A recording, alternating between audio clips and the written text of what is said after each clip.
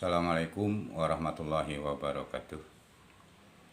Nama saya Nurul Muhammad, mengajar di SMA Negeri 1 Sariwangi.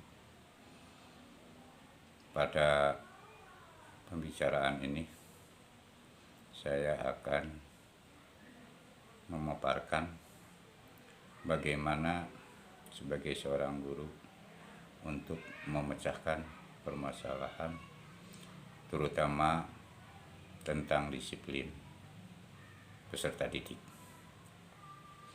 Kita ketahui bahwa disiplin merupakan suatu kondisi yang tercipta dan terbentuk melalui proses dan serangkaian perilaku yang menunjukkan nilai-nilai ketaatan, kepatuhan, kesetiaan, keteraturan, dan atau ketertiban. Adapun tujuan menegakkan disiplin di sekolah adalah untuk menciptakan keamanan dan lingkungan belajar yang nyaman, terutama di kelas. Jika guru pintar tidak mampu menerapkan kedisiplinan dengan baik, maka siswa akan bertindak semaunya sendiri dan bisa mengakibatkan suasana belajar menjadi kurang kondusif. Maka dari itu, ada beberapa cara agar siswa bisa disiplin di mana saja dan kapan saja. Perlu diberlakukan pembiasaan-pembiasaan. Adapun hal-hal yang mendukung terhadap tersebut, yang pertama, memberikan contoh atau keteladanan. Belajar disiplin tidak dapat dilakukan dengan menyuruh atau memberi hukuman kepada peserta didik. Guru harus pintar dan dapat menjadi panutan dan contoh dalam berperilaku disiplin.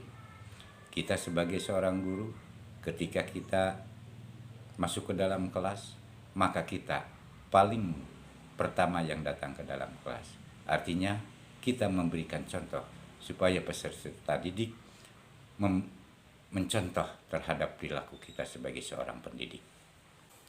Membuat peraturan atau tata tertib.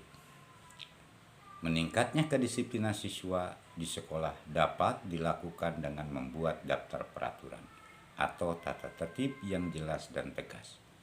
Jangan sampai peraturan yang dibuat memiliki makna yang ganda sehingga siswa mengalami kebingungan karena peraturan yang dibuat tidak mudah untuk diikuti atau menciptakan peluang bagi siswa untuk melakukan pelanggaran. 3. Konsisten. Konsisten merupakan salah satu kunci penting membentuk karakter disiplin siswa. Ketika semua guru memberikan contoh yang sama secara terus-menerus, kemudian selalu memberikan pengetahuan dan pemahaman kepada siswa tentang pentingnya disiplin belajar untuk dapat mencapai hasil optimal dan juga disiplin mentaati peraturan yang berlaku di lingkungan masyarakat. 4. Tegas. Tegas bukan berarti galak, marah-marah, kemudian memberikan hukuman kepada siswa. Seringkali hukuman yang diberikan dengan dalih untuk menegakkan disiplin justru tidak memberikan hasil yang diinginkan. Siswa yang sering mendapatkan hukuman cenderung untuk mengulang kesalahan yang sama dan lagi. 5. Bekerja sama dengan orang tua. Perilaku yang baik seperti disiplin tidak hanya menjadi tanggung jawab kita sebagai seorang pendidik, tapi dalam hal ini, orang tua sebagai partner guru yang memiliki andil besar dalam menentukan kedisiplinan kepada siswa adalah ada kalanya sebagai seorang guru bekerja sama dengan orang tua.